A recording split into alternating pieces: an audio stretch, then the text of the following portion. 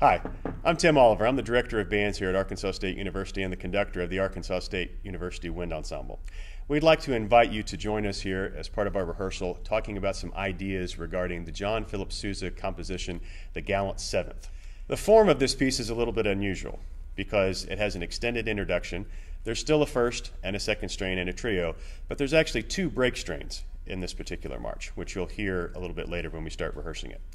One of the things that I've always found with this particular march is that there's a tendency of the players to rush in this particular march. And that's mostly because the quarter note rhythm is so predominant throughout this entire piece. However, if we focus on the harmonic content as well as the harmonic rhythm, not only does the tendency to rush decrease, but also the musical richness which Sousa has composed tends to also increase and be brought to the forefront. So we'd like to give you some ideas on how to maybe bring some of those suggestions into your rehearsal.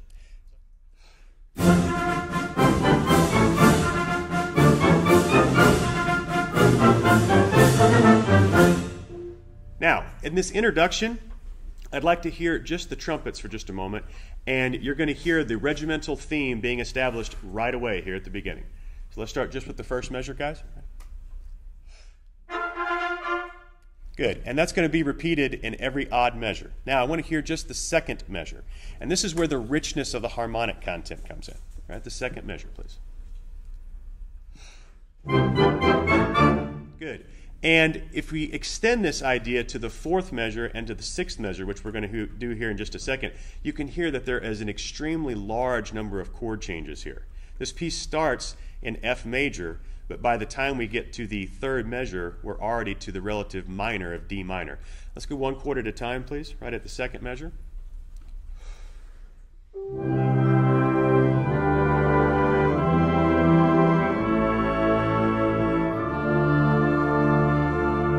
Now in the fourth measure, we're going to pick up on that D minor chord and extend it on a little bit farther.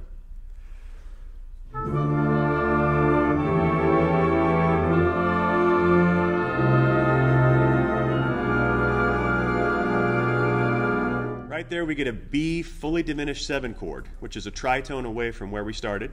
So now we're going to start in that sixth measure and continue on, and we're going to head back home to a unison F.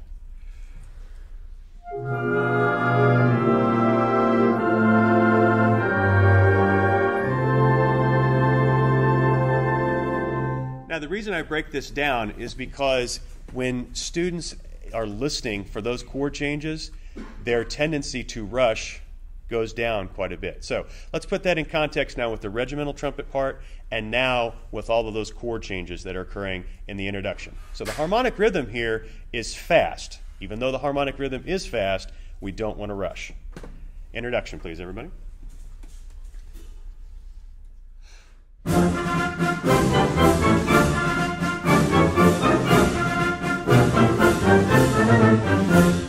And so now we've set the table, because here in this introduction we have the regimental trumpet theme, we have a fast harmonic rhythm, and we have a lot of exotic, to a certain extent, harmonic content that's going on. So as we start in the first strain, this is another unusual formulaic element of this piece, because the first strain doesn't start right on the tonic key, it doesn't start with tongue notes or any sort of strong downbeat. It actually starts with a series of 7 slurred notes. Again, all the harmonic rhythm is changing on every one of these notes. And then we actually get sort of a jazz inflection in the sense we get a 2-5-1 progression before we actually get to the tonic. So once again, just the 7 slurred notes. Again, listening for the rich harmonic content. And 1. And the other thing that's occurring here, whenever I hear groups play this piece, there's a molto crescendo right here. And a lot of times people overdo the crescendo because it ends with a forzando at the end. And a lot of people overdo that and they ignore, again, that rich harmonic content. So what I want to suggest is let the crescendo happen, but not at the expense of all the harmonic content. Let's try now, you're going to hear the trombones, especially when they play these half notes on beat 2, because they're going to play a G minor chord, then they're going to play a C7 chord, which is the 5-7, and then we finally get to the tonic of F major. And so the trombones are the only ones that are playing these particular half notes, and so it's important that they be brought out. Can we start trombones, please? This is in the second measure. And 1. Good. So we're going to hear this in context now. The 7 slurred notes, that trombone choir leading to the tonic finally at the beginning of the 4th measure. Here we go. Everybody, please. First string.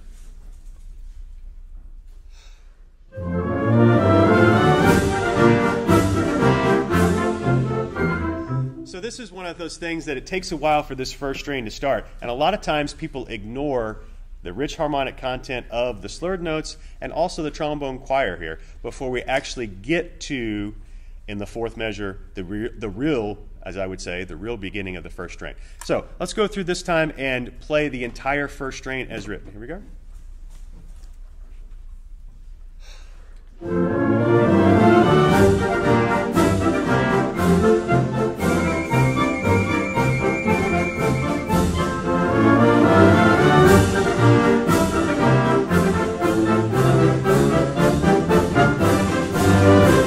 Also another rich opportunity after letter B, the 4th and 5th measure after letter B. Again, harmony changes a little bit since we're, again, floating into that relative minor key of D minor. And you're going to hear the tubas and some of the other low voices play these half notes. And there's also a crescendo right there. The reason why Sousa put that crescendo in there is not necessarily for the musical effect, but also, in my opinion, to emphasize the harmonic effect that's going on right there. Let's start, if we can, please, gang. This is pickups to letter B, pickups to letter B. And when we get to that section, we're going to try to emphasize those half notes so that we hear that harmonic change, not necessarily just a crescendo, but a harmonic change there too. Right before B.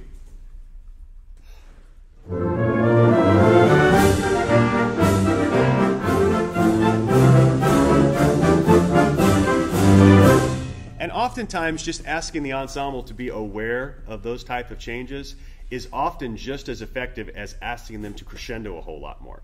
Because if you crescendo a whole lot more, then I think you lose the subtlety that Sousa is asking for here. All right? Let's play the entire first string now, please. The entire first string.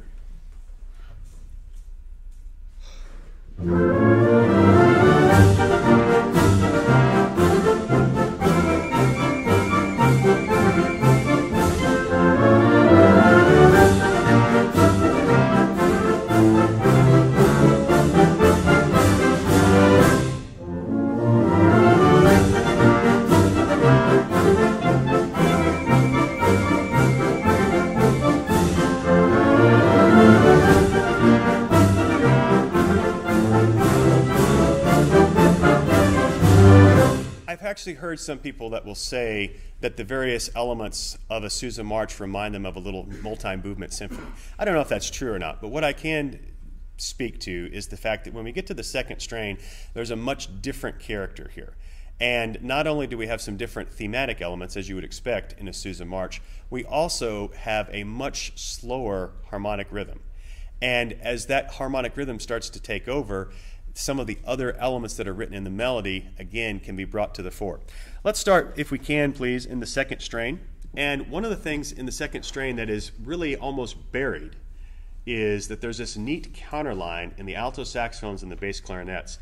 And it's sometimes really difficult to get that line to come out, but it actually they're playing this E diminished arpeggio over the top of the C major chord, and so that has that element of kind of angst without being any sort of dramatic, harsh or any sort of loud accented type of harmonic content or dynamic content for that matter. So I want to ask just the saxophones, just the alto and tenor saxophones and bass clarinets to start here at the beginning of the second strain, and so you can hear this counter melody. Right?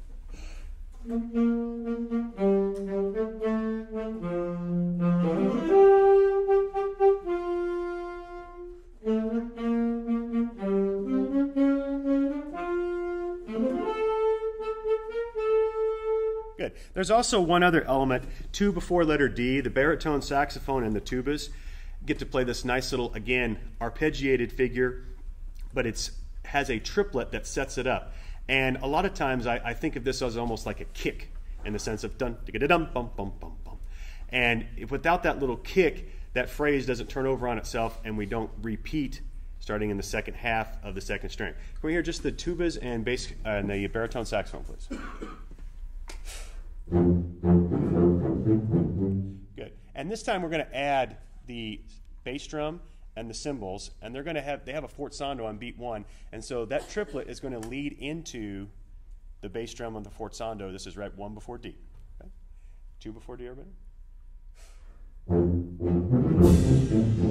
And oftentimes, thank you, and oftentimes you'll hear bass drum and cymbal too powerful in a Sousa march.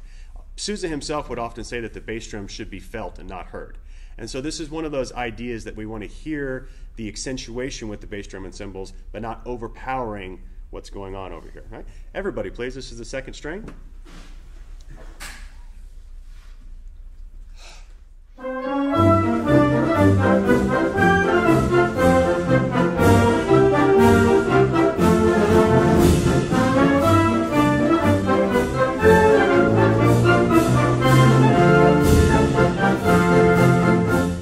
By the time we get to the trio, this first time through, the harmonic rhythm now becomes drastically much slower. In fact, here in the first 6 measures, there's 1 chord change.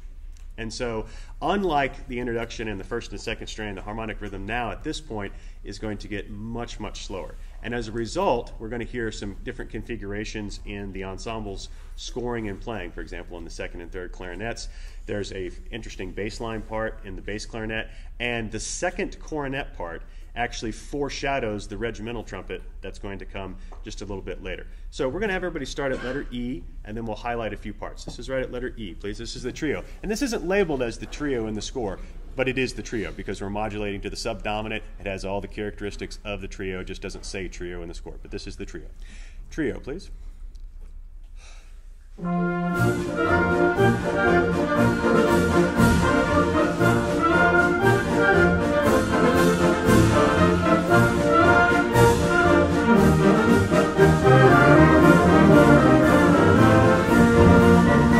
Now, here at this first time at the trio, I'm going to ask that we hear just the bass clarinet and the second cornet, just so you can hear this part.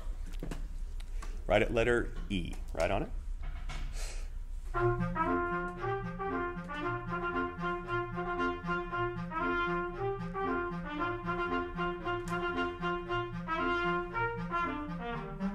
Now, again, when you hear that, you'll hear that rhythm that we heard at the introduction, just like at the introduction, and the vigorous bass clarinet part here. And if you ask your players to balance to those 2 sounds, then when you ask your second and third clarinets to play all of the arpeggios that they're about ready to play, that's going to be much more easily heard.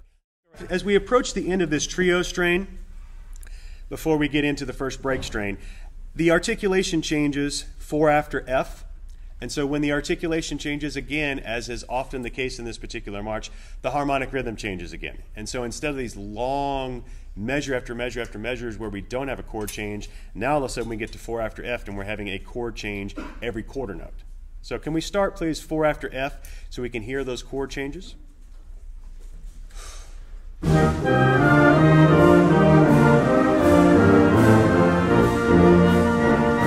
Now we'll play that in time and allow, again, the richness of that harmonic content, which is now being slurred, allow that to carry rather than trying to add anything extra. Let the harmony do the work right here. This is right at letter F, please. Right at letter F.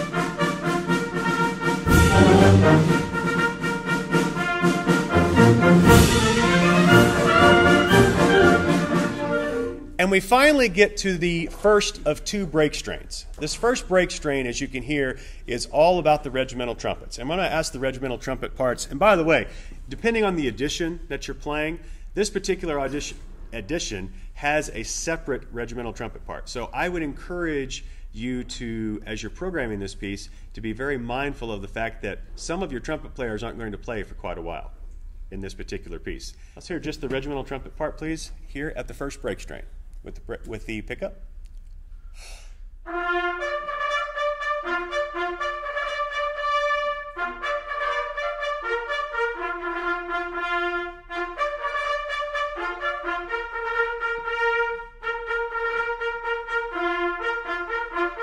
Thank you. And again, you can hear that's all unison through there.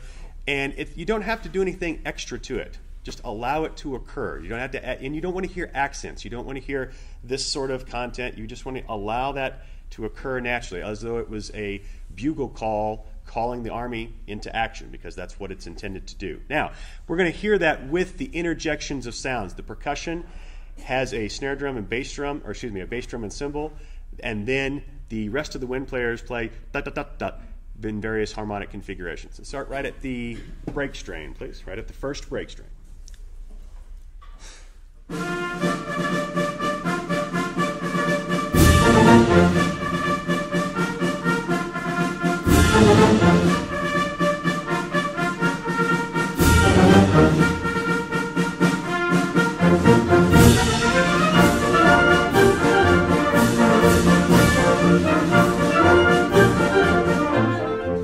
One of the challenges of the articulations of this particular march occurs one measure before I. I hear a lot of bands when they play this, they don't spend a lot of careful time making sure that they tongue accurately and aggressively enough all 6 of those eighth notes leading into letter I, because that is the propulsion that gets us across into the next measure and into the next phrase. So make certain that when your students are tonguing there, they're tonguing aggressively and with some musical direction. Now, at letter I, when we start the trio again, we now have the regimental trumpets. We still have the bass clarinet line. We still have the second and third clarinet line, but the second cornet line that we had a second ago in the first part of the trio is now gone.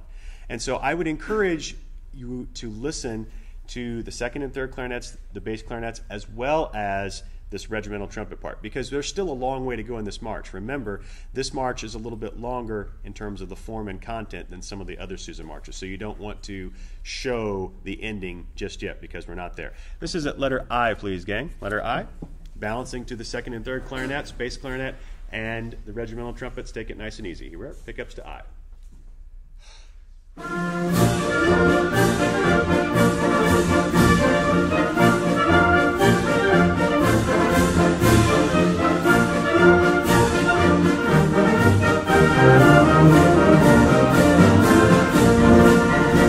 And again, you can hear, as we start to end this trio strain, that same change of articulation and then the increase of the harmonic rhythm. Those are really important characteristics. And again, our percussion section's doing a nice job of not overpowering that. A lot of times I hear percussion sections that try to overpower and overdo right there. Just let the harmonic content do the work. Let's do that one more time, then we'll go on into the second break strain.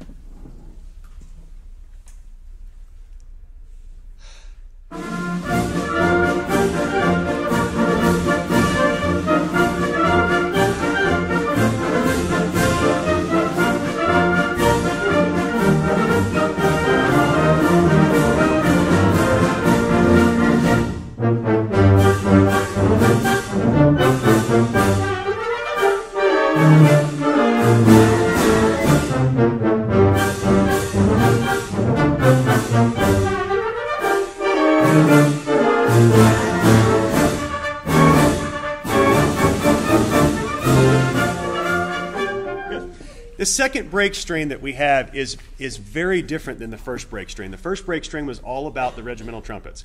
This is all about what some march historians might call a dogfight, in the sense that this is really very aggressive harmonically.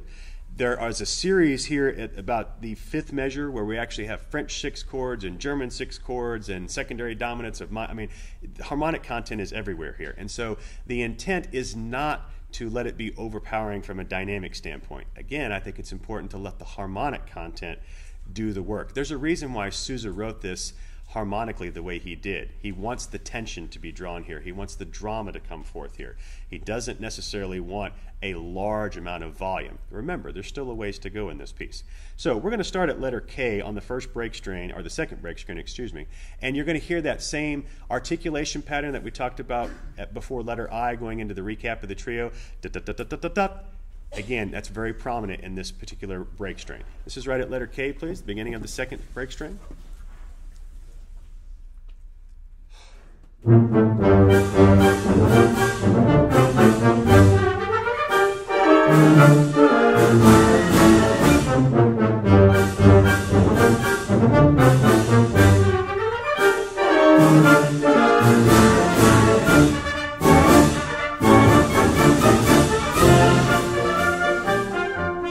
Now, as we progress into the recapitulation of the trio, this is the third time that we're going to hear the trio.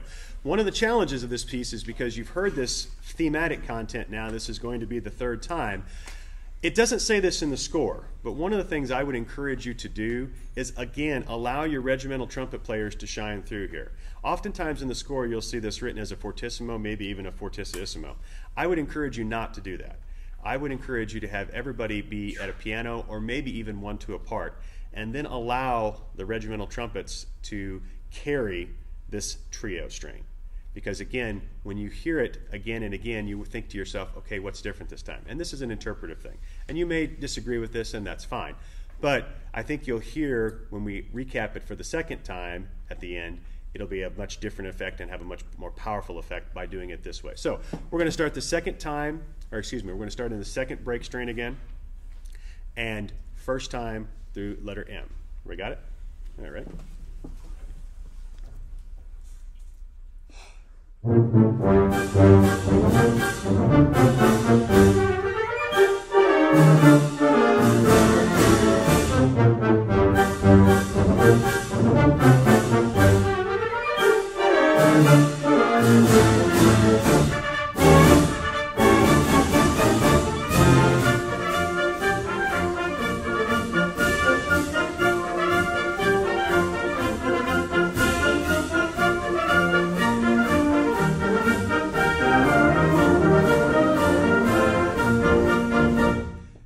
The difference there when you ask everybody to play one to a part and play softly there, because now this part comes through very, very easily, and you hear some of these things in terms of the harmonic content, the change of articulation, and when you replay it a second time after the repeat, then you can add the counter melody and some other people that give you that last dramatic push that is so often found in a Sousa march. This is the second time plays at letter M, second time at letter M. With pickups.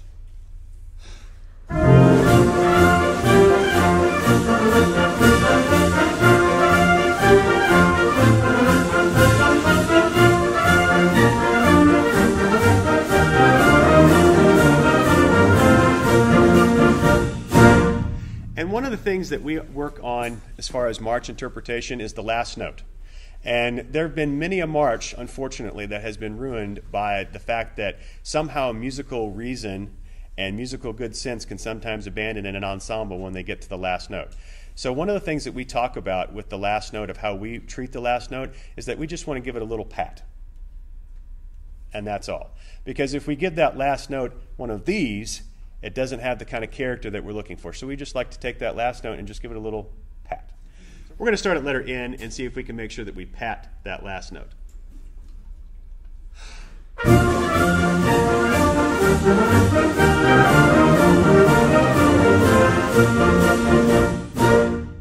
That's the idea. We hope you've enjoyed spending some time with the Arkansas State Wind Ensemble and our ideas and interpretations of John Philip Sousa's The Gallant Seventh. Thank you very much.